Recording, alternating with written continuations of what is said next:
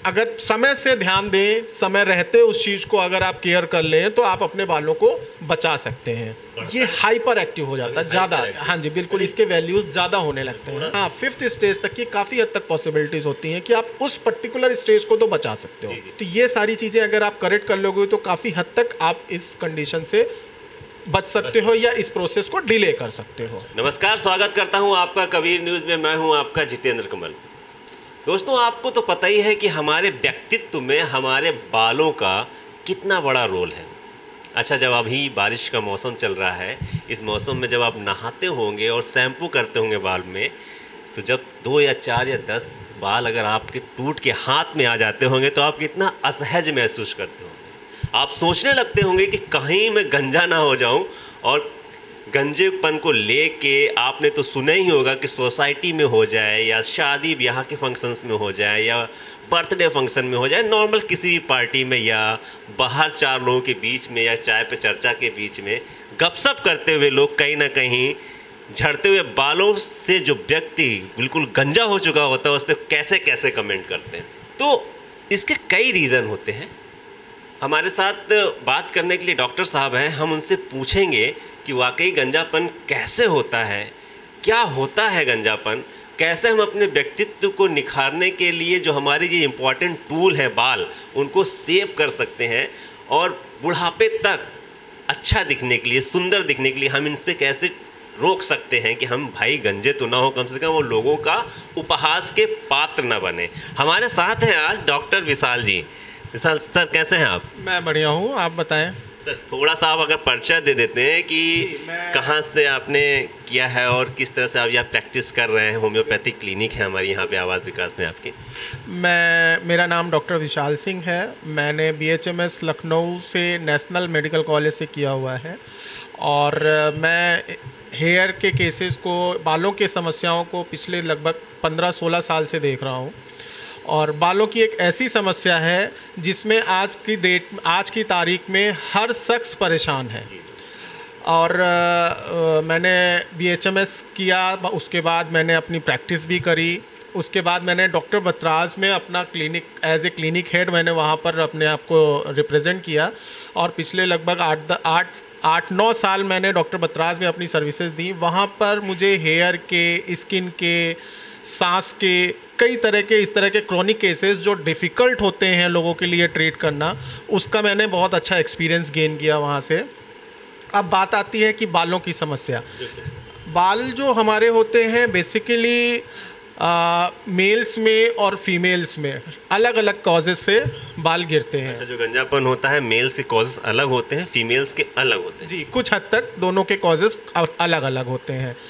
जैसे अगर हम मेल्स की बात करें तो जो पुरुषों में जो हेयर लॉस होता है वो डिफरेंट कॉजेज़ की वजह से होता है। उसके पहले थोड़ा सा मैं ये बताना चाहूँगा कि बालों की सिर्फ एक गंजेपन की समस्या नहीं होती है।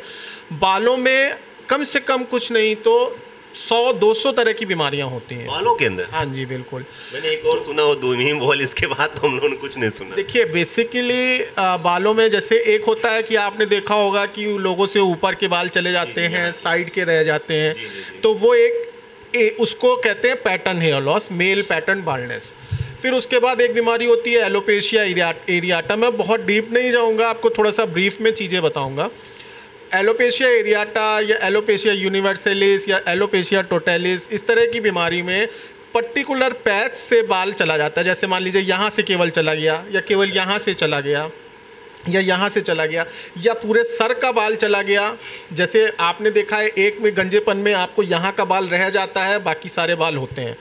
लेकिन एलोपेशिया टोटलिस जो होता है उसमें पूरे सर का बाल चला जाता है।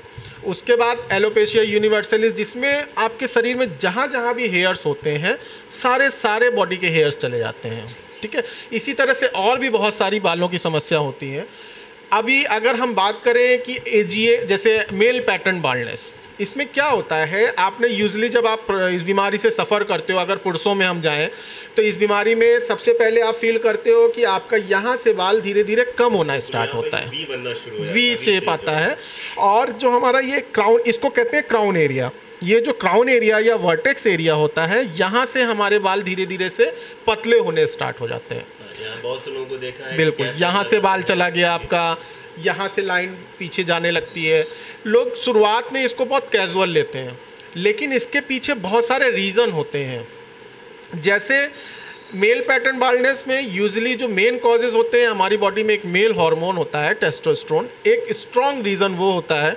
उसके बाद हमारी लाइफ में, डे टू डे लाइफ में स्ट्रेस बहुत बड़ा फैक्टर होता है। स्ट्रेस एक ऐसा कॉज है जिसकी वजह से हेयर लॉस बहुत तेज़ी से हमारा होना स्टार्ट होता है। और जैसे आपकी न्यूट्रिशनल डेफिशिएंसीज कॉजेज़ होते हैं, या आपका मूवमेंट जैसे एक शहर से दूसरे शहर में बहुत ज़्यादा है, जहाँ पर पानी का बदलाव होता है, तो वाटर नेचर से भी आपका हेयर लॉस होता है। बहुत से लोगों को ठीक चलता है, बाल भी ठीक रहते हैं, लेकिन बाल सफ़ेद होने लगते हैं अचानक से, तो लोग फिर उसमें कलर लगाना शुरू करते हैं। जो कलर होता है वो आपके जो बालों का जो जड़ें होती हैं उनको कमज़ोर करता है, तो उसकी वजह से भी आपका हेयर लॉस होता है। तो ये इस तरह से बहुत सारे कॉजेज़ होते हैं जिसकी वजह से आपके बाल जाने स्टार्ट होते हैं। शुरुआत में जब हम स्टार्ट करते हैं, लोग सोचते हैं कि अरे ठीक है, मतलब होता रहता है हर किसी को। ये बिल्कुल बात सही है कि आपका एक सर्टेन नंबर्स पे बाल गिरता रहता है, उसके बाद जगह नया निकलता रहता है। लेकिन प्रॉब्लम कब स्टार्ट होती है? प्रॉब्लम स्टार्ट होती है कि जिस तरह से आपका बाल जिस नेचर का गिर रहा है, अगर उस नंबर्स में या उस नेचर का बाल वापस ग्रो नहीं करता है, तब आपको गंजेपन का एहसास होता है। ये प्रोसेस मान लीजिए कि आपको आज की डेट से स्टार्ट हुआ, आप सोचते हो 6 महीने, साल भर, 2 साल तक की, अरे ये तो चलो गिर रहा है, तो हर किसी का गिरता है। एक कोई एज ऐसा आता है क्या पुरुषों में और महिलाओं में कि 30 के बाद, 35 के बाद? बिल्कुल बिल्कुल बिल्कुल। जैसे देखिए, बेसिकली आज की डेट में तो आजकल छोटे बच्चों को भी ये प्रॉब्लम आ रहा है। 15-20 साल के बच्चों के साथ बाल सफ़ेद होना, बालों का गिरना, गंजेपन का प्रॉब्लम, ये 15-16 साल, 20 साल के बच्चों में भी आ रहा है। लेकिन इस प्रॉब्लम को आने का एक्चुअल एज होता है, जैसे फीमेल्स में अगर हम बात करें तो एक स्टेज होती है मेनोपॉज की, जब आपको रेगुलर मासिक धर्म जो चलता है वो बंद हो जाता है, तब होता है। ऐसा ही मेल्स में भी एक एज होती है, वो 45 से 50 की एज से आपको हेयर थिनिंग, मतलब बालों के पतले होने का प्रोसेस नेचुरली वो स्टार्ट होता है। लेकिन आज की डेट में अगर देखा जाए तो आज के समय में हमारे बालों की समस्या 15 साल के बच्चे को भी आ रही है, 30 साल के पर्सन को भी आ रही है। ये हर कैटेगरी में आजकल इन्वॉल्व हो गया है। तो इसको आप अगर समय से ध्यान दें, समय रहते उस चीज़ को अगर आप केयर कर लें, तो आप अपने बालों को बचा सकते हैं। सब जो कह रहे हैं, आपके 15 साल के बच्चे को भी हेयर फॉल हो रहा है। जी जी। तो आपने जैसे बताया कि न्यूट्रिशन एक अहम रोल अदा कर रहा है, और आपका जो दिन चल रहा है, जैसे कहीं जा रहे हैं, तो बच्चों में जो इस समय हेयर फॉल हो रहा है, उसका मेन कॉज क्या स्ट्रेस हो सकता है, कुछ और हो रहा है? बच्चों में देखिए, आजकल के बच्चों में स्ट्रेस ऑब्वियसली एक कारण है, क्योंकि आजकल हमारा स्टडी का इतना ज़्यादा प्रेशर बच्चों पर होता है, तो वो ऑब्वियसली एक बहुत स्ट्रॉन्ग रीज़न है। उसके साथ आजकल के बच्चे डाइट की तरफ बहुत ज़्यादा फोकस नहीं होते हैं। जंक फूड बहुत ज़्यादा है, आपकी बॉडी में न्यूट्रिशंस नहीं पहुंच रहे हैं, लेकिन आप पेट भर रहे हो बट आपकी बॉडी में न्यूट्रिशंस नहीं पहुंच रहे हैं। तो न्यूट्रिशनल डेफिशिएंसीज आज के बच्चों में बहुत कॉमन कॉजेज है। और आजकल बच्चे जैसे थोड़ा सा बड़े हो जाते हैं, तो स्कूल के कल्चर या कॉलेज के कल्चर में जाने के बाद वहाँ पर देखते हैं कि कलर यूज़ कर रहे हैं कोई, तो या जेल लगा रहे हैं, तो ये सारे कॉजेस बहुत ज़्यादा फैक्टर में होते हैं। अभी आप जैसे आप शैम्पू यूज़ करते हो, मार्केट में आजकल बहुत सारे शैम्पूज़ और अच्छे अच्छे टीवी में ऐड आते हैं, बहुत अच्छे से उसको एलेबोरेट करके दिखाते हैं, लेकिन हर शैम्पू में जो केमिकल एडेड होते हैं वो बहुत बड़ा कॉज होता है हेयर के लॉस के लिए। तो आजकल के बच्चे जहाँ उन्होंने किसी ऐड में देखा कि ये शैम्पू आया है, चलो इसको यूज़ करें, उसको उन्होंने यूज़ करना शुरू कर दिया, वो एक आपके हेयर रूट्स को डैमेज करने में बहुत स्ट्रॉन्ग कॉज होता है। इस एज के ग्रुप के अगर बच्चों के साथ होता है, तो ये बच्चों के अगर पॉइंट ऑफ व्यू से बात करें तो ये दो बहुत स्ट्रॉन्ग कॉजेज़ होते हैं। अच्छा, एक और स्ट्रॉन्ग कॉज होता है कि जैसे एक परिवार में पीछे की जनरेशन में गंजेपन का इतिहास चला आ रहा है, हार्मोनल या जेनेटिक इफेक्ट्स उसको कहते हैं। तो वो जेनेटिक इफेक्ट्स, अगर आप ये सारी चीज़ें आपके साथ में लाइफस्टाइल में चेंजेस ऐड हो गए या आपने ध्यान नहीं दिया है, तो वो जेनेटिक इफेक्ट्स बहुत जल्दी आपके एज आपको दिखने लगते हैं उसके असर। तो ये बीमारी जेनेटिक भी होती है, जिसमें अगर आपके फादर को है तो एक घर में अगर 4 बच्चे हैं तो हो सकता है उसमें 2 बच्चों को गंजेपन दिखे, तो क्यों? क्योंकि उनकी बॉडी में जेनेटिक इफेक्ट्स ज़्यादा स्ट्रॉन्ग थे, शुरुआत से दिखना शुरू हो गए हो। ये एक बहुत स्ट्रॉन्गेस्ट कॉजेज़ हैं जो आपके बालों के पतले करने के प्रोसेस को बहुत अर्ली एज में स्टार्ट कर देते हैं। डॉक्टर साहब, आपने जेनेटिक वाला बताया, तो ये मेरे ख्याल से केस 100 में 10 से अब 20 होते हैं, 10 या 20 होते हो मेरे ख्याल से जेनेटिक्स। नहीं, आज की डेट में अगर आप देखें तो इसका रेशियो ऑलमोस्ट 50 to 60% है। जो 40% जो बच रहे हैं, जो बच्चे हैं जो इस एज में आते हैं, तो उनको क्या ऐसा करना चाहिए, क्या खाना चाहिए, न्यूट्रिशन में क्या क्या चीज़ शामिल करना चाहिए कि उनके कम से कम बाल तो बचे रहें, और किस चीज़ का अवेयरनेस रख लें वो लोग? देखिए, इसके लिए सबसे पहले तो ये है कि आप जेनेटिक इफेक्ट्स हैं उनको तो हटाया नहीं जा सकता है। जीन्स में अगर वो बीमारी है तो उसको आप नहीं हटा सकते हो, लेकिन उसके एवज में आपको अर्ली एज में ये प्रॉब्लम ना आए उसके लिए आप ये कर सकते हो कि जैसे आपकी डाइट करेक्ट करो, आप एक 3 प्रॉपर मील लो, जितना न्यूट्रिशियस डाइट होती है वो ऐड करो। अपनी डाइट में प्रोटीन का इंटेक डेली का डेली ऐड कर लो। आपकी डाइट में आयरन का इंटेक डेली का डेली ऐड कर लो। आपकी डाइट में जैसे बहुत सारे फैक्टर्स हैं, तो जैसे इम्यून सिस्टम को स्ट्रॉन्ग करने के लिए जो चीज़ें कारगर होती हैं आप उनको जोड़ सकते हो। तो ये सारी चीज़ें अगर आप करेक्ट कर लोगे तो काफ़ी हद तक आप इस कंडीशन से बच सकते हो या इस प्रोसेस को डिले कर सकते हो। कोई विटामिन ऐसा जो बालों के लिए बहुत ही अच्छा होता हो? देखिए, बिल्कुल विटामिन B12, आयरन, जैसे मैंने बोला, आपका विटामिन E इसमें बहुत हेल्पफुल होता है। देखिए, जो भी देख रहे हो, बच्चे हो, खासकर ग्रो कर रहे हो, 14, 15, 16, 17, 18 साल के हो, तो प्लीज़ आप जंक फूड बंद कीजिए और अपनी प्रॉपर न्यूट्रिशन पे ध्यान दीजिए। कार्ब, प्रोटीन और विटामिन से भरे हुए न्यूट्रिशन, खासकर B12, विटामिन E, ये लेना चाहिए उनको। हम लोग आते हैं फिर से अपने उसी पे, बच्चों के बाद पुरुषों महिलाओं पे। तो आपने बताया कि लगभग 100 तरह की बीमारी बालों में होती है, लेकिन जो अमूमन हम जानते हैं कि अक्सर जो गंजापन शुरू हो जाता है पुरुषों में, तो गंजेपन का कुछ स्टेज भी होती हैं क्या? कि अगर आप स्टेजेस की बात करो तो यस, बिल्कुल स्टेजेस होती हैं। गंजेपन की टोटल 7 स्टेजेस होती हैं। हाँ जी, बिल्कुल। पहली स्टेज में आप इनिशियल स्टेज होती है जिसमें आपको हल्का सा लाइन रिसीड करता है, ठीक है। फिर सेकेंड स्टेज में क्राउन पे पैच आता है। फिर थर्ड स्टेज में ये लाइन और बैक होती चली जाती है। फोर्थ स्टेज में क्राउन का भी साइज़ बढ़ने लगता है। फिफ्थ स्टेज में आपके बाल ऊपर से बिल्कुल कमज़ोर से दिखने लगते हैं, पतले होने लगते हैं। इधर के बाल आपको अगर आप फील करोगे टच करके तो इधर के बाल स्ट्रेंथ वाइज अच्छे दिखेंगे, और यहीं पर ये बाल अगर आप टच करते हो तो यहाँ के बाल आपको बहुत कमज़ोर दिखने लगेंगे, ठीक है। जैसे मैंने बोला, और इसी तरह से हर स्टेज में आपकी कंडीशन और वर्स होती जाती है। तो जैसा मैंने बोला कि इसमें एक मेल हार्मोन बहुत रिस्पॉन्सिबल होता है जिसको कहते हैं टेस्टोस्टेरोन। वो मेल्स और फीमेल्स में दोनों में पाया जाता है, लेकिन मेल्स में डोमिनेंट ये आपका टेस्टोस्टेरोन के, हाँ जी बिल्कुल, टेस्टोस्टेरोन ज़्यादा डोमिनेंट फेज में होता है हार्मोन। तो ये आपके हेयर थिनिंग को डायरेक्टली इन्फ्लुएंस करता है, बालों को बहुत तेज़ी से कमज़ोर करने लगता है। तो इसको अगर हम, ये होने पे कमज़ोर करता है या कम होने पे कमज़ोर करता है? ये हाइपर एक्टिव हो जाता है ज़्यादा। हाँ जी बिल्कुल, इसके वैल्यूज़ ज़्यादा होने लगते हैं। थोड़ा सा आपको अलग ले जा रहा हूँ इस चीज़ से। हाँ जी, मैंने जिम में देखा है जी कि बहुत से लड़के जब बॉडी को अपना ग्रो कर रहे होते हैं, बिल्ड कर रहे होते हैं, तो ये अलग से वो लोग लेते हैं, सप्लीमेंट के तौर पे बिल्कुल। अलग लेते अगर हैं। आपने ये एक बहुत अच्छा क्वेश्चन उठाया है। अगर आप देखेंगे तो जिम करने वाले ज़्यादातर, मतलब आउट ऑफ 100 अगर मैं देखूं तो 60 से 70% लोग बैल्ड होते हैं। ये आपने ऑब्जर्व किया होगा।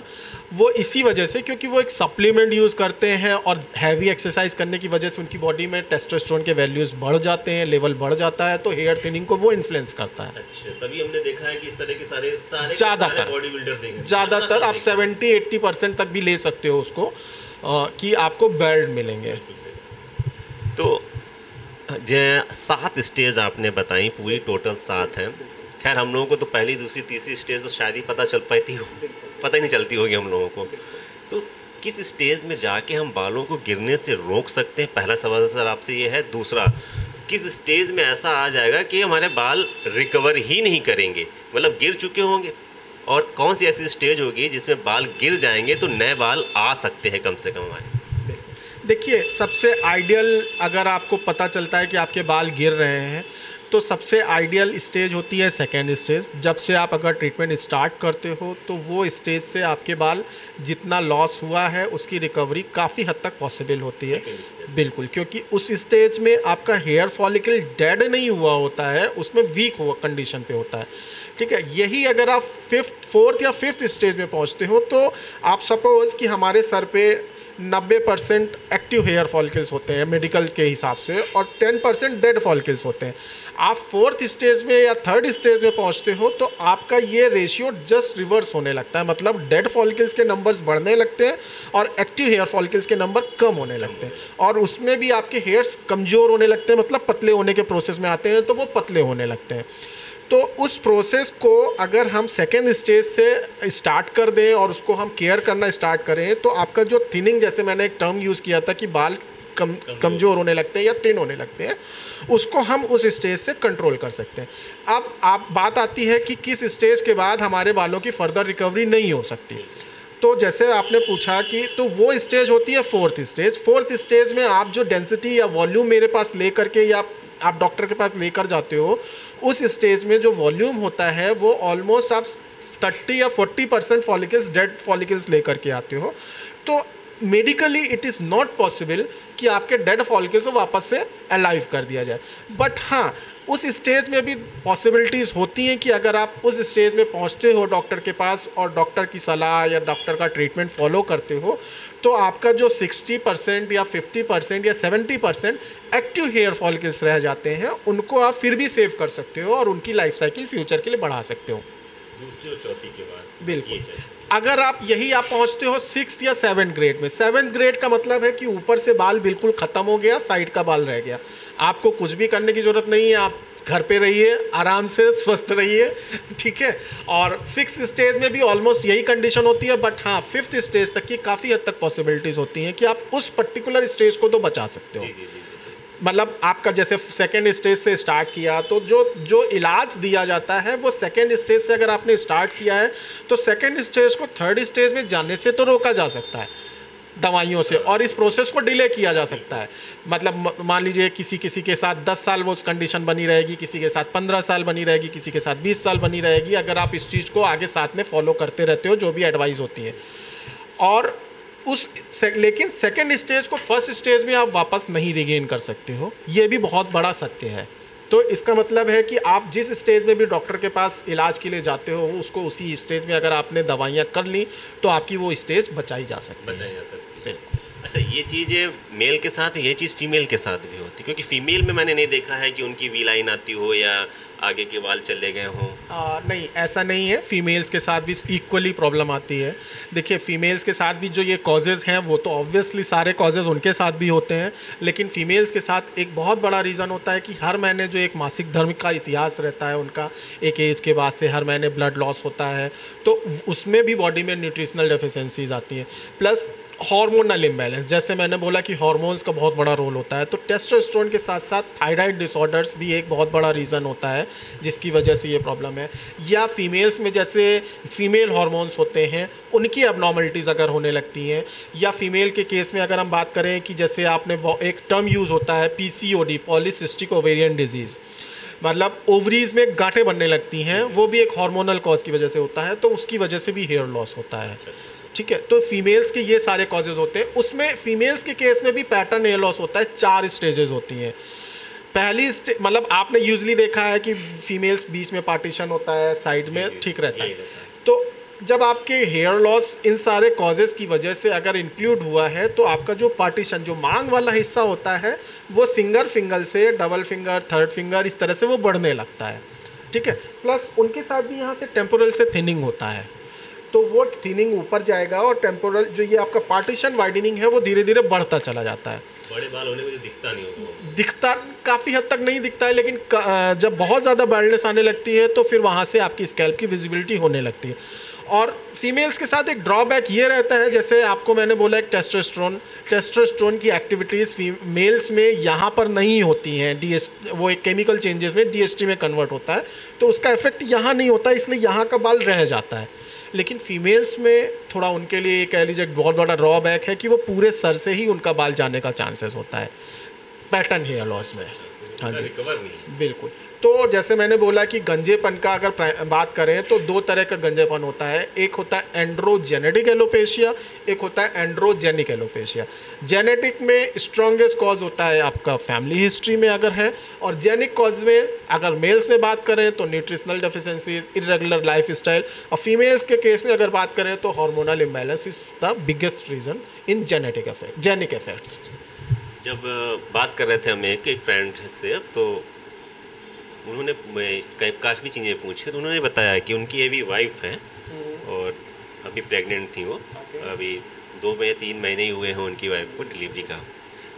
अब उनके साथ वो समस्या बालों की ज़्यादा आ रही है। वो कह रही थी कि प्रेगनेंसी से पहले तो ऐसा कुछ नहीं था, लेकिन जब डिलीवरी हुई है तो इस तरह की प्रॉब्लम्स आने लगी हैं। तो जब आपने पीरियड्स या मासिक धर्म की बात करी, तो क्या ये जो टर्म ये डिलीवरी के बाद क्या महिलाओं के साथ अक्सर ऐसी चीज़ होती है, तो उन्हें अवेयर रहना चाहिए या चिंता की बात? बिल्कुल, ये एक बहुत अच्छा क्वेश्चन आपने पूछा है। फीमेल्स में आफ्टर डिलीवरी लगभग आप मान के चलिए कि 80% औरतों में हेयर फॉल बहुत सीवियरली बढ़ता है। जैसे मैंने बोला कि बालों की बहुत सारी बीमारी होती हैं, तो अब एक प्रॉब्लम होती है ATE, एक्यूट टेल्यूजन एफ्लूवियम। उस बीमारी में क्या होता है कि देखिए, आफ्टर बर्थ फीमेल वैसे भी बहुत कमज़ोर हो जाती है, ब्लड लॉस बहुत ज़्यादा होता है, और बच्चे को भी केयर करना होता है। पूरा उसका शेड्यूल, एक जो फिक्स शेड्यूल होता है उसमें चेंजेस होते हैं। रात में आप प्रॉपर सो नहीं पाते हो, तो स्ट्रेस बढ़ता है, बॉडी में डेफिशिएंसीज बहुत ज़्यादा होती हैं, तो उसको रिकवर होने में कम से कम 6 महीने लग जाता है। लेकिन उस 6 महीने में अगर बहुत सीवियरली हेयर लॉस है, तो आपका स्ट्रॉन्गेस्ट रीज़न है कि आपकी बॉडी में डेफिशिएंसीज मेजर हैं, उनको आप डाइट से ठीक करो। अगर फिर भी उससे डाइट से उतनी हेल्प नहीं मिल रही है, तो आप जाइए और नियर बाई डॉक्टर से मिलिए और उसका सोल्यूशन लीजिए। मतलब ये 80% महिलाओं में ये चीज़ होती है, तो इसके लिए अवेयर रहे। तो अगर आप दोस्त देख रहे हो आप, तो आप देख लीजिएगा इस चीज़ को। मैंने पूछ लिया डॉक्टर साहब से। एक और दिमाग में क्वेश्चन चल रहा था लगातार कि हम जो बच्चे हैं, तो बात तो सफ़ेद हो गए उनके विचारों के, तो जो केमिकल का यूज़ करते हैं, डाई का यूज़ करते हैं, या तो ये कितने दिनों के बाद डाई का यूज़ कर सकते हैं? तो कम से कम, क्योंकि सफ़ेद रहेंगे तो बेचारे वो इस तरह से ऑड फील करेंगे सबके बीच में। तो किस तरह के केमिकल्स का यूज़ करें या किस तरह की डाई का यूज़ कर सकते हैं, कि कितने दिनों में यूज़ करें कि बाल थोड़ा सा जो कम लगे और बहुत जल्दी झड़ने की कोशिश में ना आए? देखिए, आपने जो क्वेश्चन पूछा है, आपकी बात बिल्कुल सही है कि बाल सफ़ेद किसी को भी अच्छे नहीं लगते हैं। लेकिन जैसे अगर आप बाल को, सफ़ेदी को छुपाने के लिए बाल काले करते हो, तो उसका आफ्टर इफेक्ट्स है कि कुछ समय के बाद आप गंजे होते हो, आपके हेयर फॉलिकल्स वीक होंगे, तो आप गंजे होने लगोगे। तो अगर आप थोड़ा सा अपने साथ समझौता कर सकते हैं, तो आप बालों में कलर के लिए ना जाएं। अगर फिर भी आपको लगता है कि नहीं, मुझे करना ही है, मेरे बाल बहुत ख़राब लग रहे हैं, तो मेरा अगर सजेशन आप मानोगे, तो आपको अगर आजकल नेचुरल पत्तियाँ मेहंदी की मिल जाती हैं, उनको पीस करके उसमें आप थोड़ा सा कॉफ़ी कंटेंट मिला लो, और उसको अगर आप लगाओ, तो वो 10-15-20 दिन तक की आपके बालों के सफ़ेदी को कवर अप करेगा। तो आप इस प्रोसेस से डायरेक्ट हार्मफुल केमिकल से बच जाएंगे, और बालों की सफ़ेदी जिस तेज़ी से, अगर आपने ये भी देखा होगा कि बच्चे अगर 15 बाल सफ़ेद हुए हैं और वो इम्पेशेंट हो जाते हैं और उसके बाद कलर लगाने लगते हैं, तो वो 15 से कब 1500 हो जाते हैं, उनको पता भी नहीं चलता। तो आप इस नेचुरल प्रोसेस से अगर जाओगे, तो उस पेस को आप कंट्रोल कर सकते हो, जिस पेस में आप कलर लगाने के बाद बाल सफ़ेद पाओगे। तो ये एक अच्छा आपके लिए सब्स्टिट्यूट है, जिसको आप फॉलो करो। बाकी अगर फिर भी आपको कलर यूज़ ही करना है, तो उसका तो कोई ऑप्शन नहीं है, आप फिर करोगे ही करोगे, डॉक्टर की भी एडवाइस नहीं मानोगे, फैक्ट तो ये है। तो आप 15-20 दिन के बाद उसको अप्लाई कर सकते हो। यही क्वेश्चन मैं शैम्पू के लिए पूछ रहा हूँ आपसे, कि आपने बोला था कि शैम्पू में भी केमिकल होते हैं, तो शैम्पू भी अगर यूज़ करना है, क्योंकि बाल साफ़ करने के लिए कुछ ना कुछ तो करना पड़ेगा, अगर शैम्पू यूज़ करना है, तो शैम्पू कितने दिनों में यूज करें, या कुछ ऐसे हर्बल शैम्पू आते हैं जिनका यूज कर सकते हैं? देखिए, शैम्पू का यूजेस, पहली चीज़ ये है कि जैसे मैंने बोला कि हाईली केमिकल बेस्ड शैम्पू आपको अवॉइड करने चाहिए। हम लोग को पता नहीं चलता है, जैसे घर के भी आजकल मार्केट में जितने भी शैम्पू अवेलेबल हैं, मैं पर्टिकुलर किसी का नाम नहीं लूँगा, लेकिन आजकल जितने भी मार्केट में प्रोडक्ट्स अवेलेबल हैं, वो हाईली कॉस्टिक बेस्ड शैम्पू हैं, जिसमें झाग ज़्यादा होता है। लोगों को लगता है कि मेरा बाल बहुत अच्छा हो गया झाग ज़्यादा आने से, लेकिन वो एक्चुअली में कॉस्टिक जो होता है, वो आपके बालों को नुकसान करता है डायरेक्टली। तो एक सर्टेन क्वांटिटी में अगर आपका कॉस्टिक का यूजेस है तो वहाँ तक ठीक है, लेकिन आप झाग वाले शैम्पू की तरफ ना जा कर के कोशिश करो कि आप हर्बल शैम्पू यूज़ करो जो मार्केट में अवेलेबल हैं। चाहे आप आयुर्वेदा की तरफ जाइए, चाहे आप होम्योपैथिक में बहुत अच्छे अच्छे शैम्पूज़ हैं, उनको यूज़ कर सकते हो, तो वो आपके लिए सेफ़ होते हैं। अच्छा, अब आपने क्वेश्चन किया कि how frequently we can use shampoo.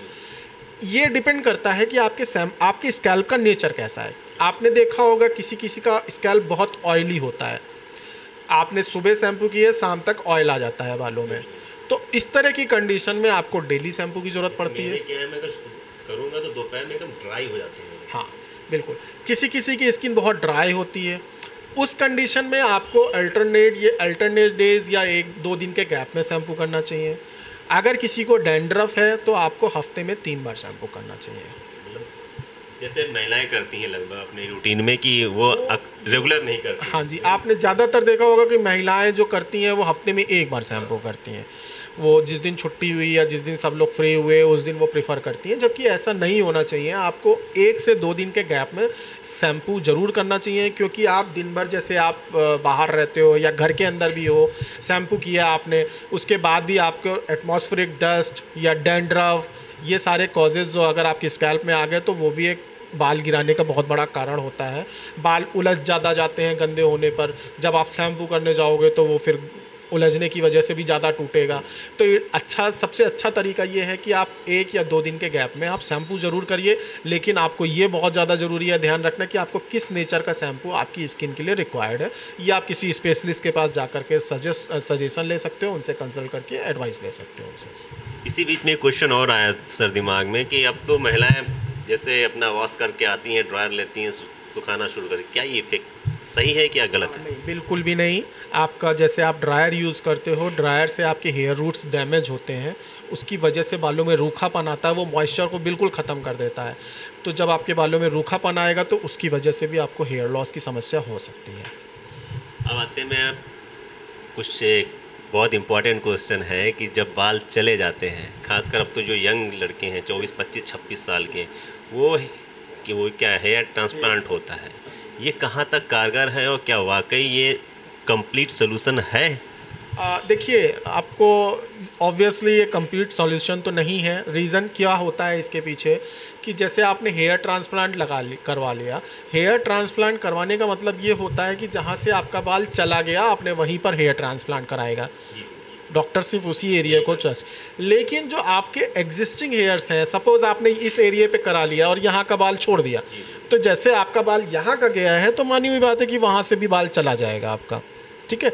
तो और जैसे मैंने बोला कि एक बाल होता है, उसकी एक सर्टेन साइकिल होती है, उस साइकिल के बाद बाल गिरता ही गिरता है। तो हेयर ट्रांसप्लांट भी सेम प्रोसेस में होता है कि वो भी आपका बाल एक टाइम के बाद गिर जाएगा। अभी जैसे नेचुरल हेयर्स होते हैं, गिरते हैं तो नए निकल आते हैं, लेकिन जो ट्रांसप्लांट का बाल जाता है तो फिर वहाँ से नया बाल नहीं आता। कि बहुत कॉस्टली है, लगभग 40-50 हज़ार रुपये, इससे ज़्यादा पे मैंने पता किया है करते 1 लाख तक लोग ले रहे हैं इस चीज़। बिल्कुल ठीक बात है। ये पर फॉलिकल पे कॉस्ट आती है। कोई डॉक्टर इसी पे 15-20 रुपये पर फॉलिकल कॉस्ट करता है, कोई डॉक्टर इसी को 20-30 रुपये करता है। आपके कितने हेयर फॉलिकल ग्राफ्ट किए जा रहे हैं इस पर भी बहुत ज़्यादा डिपेंड करता है। देखिए, हेयर ट्रांसप्लांट का प्रोसेस भी जो होता है वो प्रोसेस बहुत सिंपल नहीं होता है, उसके भी अपने कुछ साइड इफ़ेक्ट हैं। जैसे अगर आप किसी एक्सपर्ट डॉक्टर से नहीं कराते हैं तो उससे आपको आगे चल कर के आइज़ पे अफेक्ट आ सकता है, विज़न वीक हो सकता है, या आपको कॉन्टीन्यूसली सर दर्द का प्रॉब्लम परसिस्ट कर सकता है। तो उसके भी अपने एक साइड इफ़ेक्ट हैं। तो मेरी राय ये है कि अगर आप हेयर ट्रांसप्लांट के जा रहे हैं तो आप एक प्रॉपर एक्सपर्ट डॉक्टर के पास जा कर के इसको कराइए, तो आप फिर भी थोड़ा सा कंडीशन में सेफ़ रहेंगे। मैं इस पे आता हूँ कि क्या हेयर फॉल या बालों की प्रॉब्लम्स के लिए होम्योपैथ बहुत कारगर है? बिल्कुल, होम्योपैथी मेडिसिन सबसे पहली चीज़, जैसे कि एक बहुत कॉमन कॉन्सेप्ट है कि होम्योपैथिक मेडिसिन का कोई साइड इफ़ेक्ट नहीं आता। तो ऑब्वियसली जैसे आपको मैंने जो कॉजेज़ बताए, तो कुछ होम्योपैथिक मेडिसिन होती हैं जो आपके उस कॉजेज़ को कंट्रोल करने में हेल्प करती हैं, और हर पर्सन की एक इंडिविजुअलिटी होती है। तो होम्योपैथी हमेशा आपकी इंडिविजुअलिटी पे काम करती है। तो अगर आपका इंडिविजुअल मेडिसिन आपके लिए बिल्कुल परफेक्ट है तो आपको बहुत अच्छे रिजल्ट्स मिल जाते हैं। डॉक्टर भी पता चलना चाहिए। हाँ बिल्कुल, उसके लिए आपको अप्रोच करनी पड़ेगी, आपने डॉक्टर्स के साथ कंसल्ट करेंगे, डॉक्टर से बात करेंगे तो समझ में आपको आएगा कि हाँ डॉक्टर को कितना ज़्यादा अच्छा इसके बारे में जानकारी है। उससे आप खुद ही डिसाइड कर सकते हो कि आपके पास कैसा डॉक्टर, आप किस डॉक्टर के पास गए हैं। होम्योपैथ डॉक्टर के पास हमें किस स्टेज पे पहुंच जाना चाहिए अपने बालों को सुरक्षित रखने के लिए कि हमारा, क्योंकि ज़्यादातर जैसे लोगों से बात हुई है उन्होंने कहा है कि बहुत लंबा प्रोसेस चलता है। और हम कानपुर में बैठे हैं यहाँ, तो आप जानते हैं डॉक्टर साहब कि 90% डॉक्टर्स का क्या रवैया है कि पेशेंट ऐसा है ना, अवेयर तो इसके लिए कुछ भी कर सकता है, स्किन के लिए और बालों के लिए पैसा फेंकने को भी तैयार रहता है। तो मैंने बहुत से डॉक्टर्स के नाम नहीं लेना चाहेंगे, उनका हफ्ते नहीं चाहिए कि हमारे कम से कम बाल गिरे ना, और इसके बाद गिर रहे हो तो उग आएँ और वो गंजेपन की स्थिति ना है। देखिए इसका जवाब मैं इस तरह से देना चाहूँगा कि बालों का गिरना ही अपने आप में एक अलार्मिंग होता है। अगर एक, जैसे मैंने आपको बोला है कि एक सर्टेन नंबर्स पे हेयर फॉल सबका होता है। अगर आपको, जैसे यूजली आप देखते हो कि मेरा, जैसे नॉर्मली मैं एक एग्जांपल दे रहा हूँ कि आपको लगता है कि मेरा दिन भर में 10 बाल 15 बाल गिरता है, यही बढ़ करके अगर आपका 50 60 100 भी पहुँच गया या 30 भी पहुँच गया तो आपको एटलीस्ट एक बार डॉक्टर के पास जा कर के कंसल्ट ज़रूर करना चाहिए। क्योंकि हो सकता है कि आप जब तक इसके बारे में सोचें, बहुत सारे लोग बहुत कैजुअल लेते हैं कि अरे ठीक है ये अपने आप, घर में भी आप किसी से सजेशन लेते हो तो कहता है अरे ठीक है ये मानसून का फॉलिंग है या कुछ रीज़न है उसकी वजह से ठीक हो जाएगा। नहीं, आपको डॉक्टर के पास एटलीस्ट कंसल्ट करने तो जाना चाहिए। ट्रीटमेंट रिक्वायर्ड है या नहीं रिक्वायर्ड है डॉक्टर ज़्यादा बेटर बता पाएगा। तो अगर आपको हेयर लॉस मेजरली स्टार्ट हो गया है और आपको लग रहा है कि मेरा बहुत ज़्यादा, नॉर्मल से ज़्यादा हेयर लॉस हो रहा है और बाल दिन पर दिन लग रहा है कम हो रहे हैं, तो आपको सेकेंड स्टेज से ही डॉक्टर के पास, इवन फर्स्ट स्टेज पे भी मैं बोलूँगा कि आपको एक बार डॉक्टर से कंसल्ट ज़रूर करना चाहिए अगर आपको लगता है कि मेरा नॉर्मल से कुछ चीज़ें अब नॉर्मल हो रही हैं बालों के साथ में। अब जैसे मैंने आपको बोला कि बालों की बहुत सारी समस्याएं होती हैं, तो जो आप बात कर रहे हो, जैसे मैंने फर्स्ट स्टेज का नाम लिया तो वो 80 कंडीशन होती है, जैसे आपने प्रेगनेंसी के केस में मुझसे डिस्कस किया। इसी तरह से बहुत सारे कॉजेज़ होते हैं। जैसे देखिए हमारे साथ अगर आप जाएंगे तो टाइफाइड का हिस्ट्री अगर मिलता है या मलेरिया का हिस्ट्री अगर मिलता है या आपको चिकन पॉक्स हुआ है, उसकी वजह से भी बहुत मेजरली हेयर लॉस स्टार्ट हो जाता है। तो ये कंडीशन होती है ATE की। तो इसको आपको, जैसे ही आपका ये कॉजेज़ हैं अगर आपके ठीक हो गए हैं, टाइफाइड, मलेरिया या चिकन पॉक्स या जॉन्डिस, तो उसके बाद डॉक्टर से एक बार जा कर के, अगर बालों की समस्या आप फील कर रहे हो तो आप जा कर के डॉक्टर से बात करिए, अपनी प्रॉब्लम को शेयर करिए, अगर सोल्यूशन है तो सोल्यूशन लीजिए। लेकिन अगर एग्जैक्टली ये सारे कॉजेज़ नहीं भी मिल रहे हैं तो जेनेटिक कॉज हैं, तो सेकेंड स्टेज से आपको डॉक्टर के पास ज़रूर पहुंच जाना चाहिए और उसकी एक प्रॉपर केयर जो रिक्वायर्ड होती है वो करनी चाहिए। सही बात है। एक चीज़ और निकल के सामने आती है डॉक्टर साहब कि बहुत से लोग इलाज तो कराते हैं जाके, लेकिन 1 या 2 महीने का इलाज कराया, कहते नहीं मुझे फ़ायदा नहीं मिला। तो पेशेंस रखना ज़रूरी है, बालों का ट्रीटमेंट लंबा चलता है। बिल्कुल सही बात है कि बालों का ट्रीटमेंट थोड़ा लंबा चलता है। देखिए अब बात आती है कि आपके सर पे 3 तरह का बाल होता है। एक सबसे अच्छी स्ट्रेंथ का मोटा बाल जो होता है, मेडिकल टर्म्स की अगर बात करें तो उसको टर्मिनल हेयर कहते हैं। इसी तरह से जो सेकेंड स्टेज होती है जिसमें पतले बाल होते हैं, मेडिकल टर्म्स में उसको इंटरमीडिएट हेयर्स कहते हैं। और जैसे मैंने बोला कि एक हेयर फॉलिकल होता है जो डेड फॉलिकल्स होता है, जो इसमें रोए की तरह का बाल होता है, वो आपके वेलस हेयर्स होते हैं। उनकी लाइफ साइकिल उतने में ही गिरते बनते रहते हैं, वो नए निकलते हैं तो उतने ही बनेंगे। तो आपका जो टर्मिनल हेयर्स है उसका एक सर्टेन लाइफ साइकिल होता है, जैसे कि मिनिमम 3 साल से लेकर के 7 साल का। मतलब इतना साइकिल कंप्लीट करने के बाद किसी बाल का 3 साल होगा, किसी का 5 साल होगा, साइकिल कंप्लीट करेगा तो वो बाल गिरेगा, फिर वहाँ से नया निकलेगा। समस्या तब शुरुआत होती है जब आपका बाल, जैसे मान लीजिए 3 साल का गिरा और वो निकला तो अगली स्टेज में थोड़ा सा कमज़ोर निकला, तो मानी हुई बात है कि वो बाल थोड़ा सा कमज़ोर हो गया आपका, इसलिए वो थोड़ा जल्दी गिर जाता है। वहाँ से समस्या स्टार्ट होती है। तो इसका जो ट्रीटमेंट, मिनिमम ट्रीटमेंट अगर सेकेंड स्टेज में आप जाते हो तो 3 साल मिनिमम रिक्वायर्ड होता है, ठीक है। और उसके बाद अगर स्टेजेस आपकी और वर्स होती गई, आप बहुत लेटर स्टेज में आ रहे हो, जैसे सेकेंड, थर्ड, फोर्थ, फिफ्थ में आते हो, तो time duration can be increased according to your condition. दाढ़ी के बाल देखिए मेरे भी सफ़ेद हो गए हैं, तो बाल यहाँ के बाल और यहाँ के बालों का कुछ सेम रीज़न होता है? ऑब्वियसली हमारे शरीर में सब जगह के बाल होते हैं, हर जगह के बालों का एक कॉज सेम होता है। एक बहुत इंटरेस्टिंग क्वेश्चन है, बहुत से लोगों को देखा है मैंने, हेलमेट का यूज़ करना, हेलमेट क्या बालों के झड़ने का कारण बहुत ज़्यादा बन रहा है इस समय पे? लोग क्या करना चाहिए उस समय? देखिए हेलमेट पहनने से क्या होता है, एक तो आपका वेंटिलेशन ब्लॉक हो जाता है, बालों में हमेशा मॉइस्चर बना रहता है, मॉइस्चर की वजह से और प्लस मॉइस्चर की वजह से हेयर लॉस जाता है। जब आप हेलमेट उतारते हो तो एटमॉस्फेरिक डस्ट बालों में जाती है, उससे बाल इंटेंगल्ड होते हैं, उससे भी हेयर लॉस ज़्यादा होता है। तो अगर आप हेलमेट यूज़ करते हो, आपको 6 घंटे 7 घंटे 8 घंटे कंटिन्यूसली हेलमेट यूज़ करना है, तो सबसे अच्छा तरीका होता है एक साफ़ रुमाल लीजिए, उसको सर पे बांधिए, उसके ऊपर हेलमेट पहनिए, ठीक है। अगर रुमाल भी गंदा हो जाएगा तो उससे भी आपका हेयर लॉस बढ़ा देगा वो। बहुत से लोग एक दूसरे का हेलमेट यूज़ करते हैं, उससे कोई दिक्कत नहीं है, बस आपको क्या करना है कि आपको जब भी यूज़ करना है हेलमेट, तो आप कोशिश करिए कि आप हैंकी या कुछ ऐसा बांध लीजिए, साफ़ कपड़ा होना चाहिए, उसको बांधने से आप किसी का भी यूज़ करते हो तो। हाँ, अगर किसी को कोई इन्फेक्शन है स्कैल्प में, उसका हेलमेट आपको अवॉइड करना चाहिए यूज़ करने का। तो जितने भी बीमारी या सारी चीज़ें आपने बताई, हेयर फॉल की हो जाएगा या अन्य टाइम्स की आपने बताई कि बीमारियां होती हैं, सबका इलाज है अपने पास? देखिए बिल्कुल है जी, क्या है? बिल्कुल है। देखिए मेरे पास, जैसे मैंने बोला कि पिछले 15-16 साल से तो मैं हेयर का ट्रीटमेंट बहुत सक्सेसफुली, मेरे पास थाउजेंड्स ऑफ केसेस हैं जिनको मैंने ट्रीट किया है और बहुत अच्छे रिस्पांस मिले हैं। तो ऑब्वियसली और लगभग हर बीमारी का इलाज बालों से रिलेटेड है यहाँ पर मेरे पास।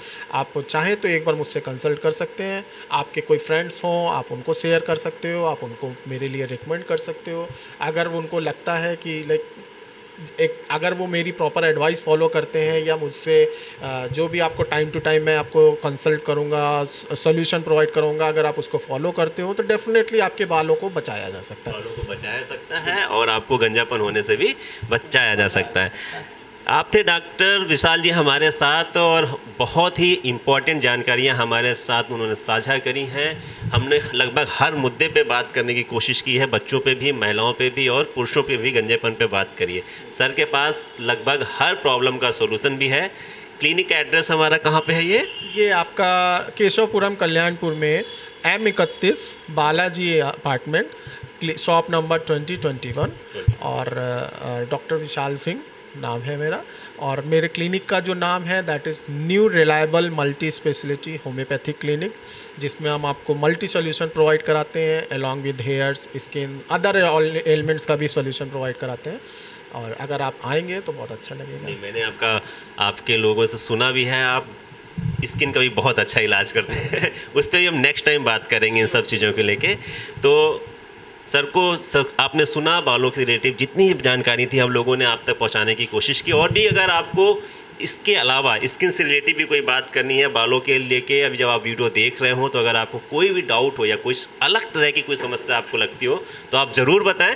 नंबर हम डिस्क्रिप्शन बॉक्स में दे देंगे सर का, आप सर से भी कंसल्ट कर सकते हैं कि ये प्रॉब्लम है, इसको कैसे सही किया जाए। तो ऐसे ही और लोगों से हम बात करेंगे। तब तक के लिए बने रहें कबीर न्यूज़ के साथ। नमस्कार।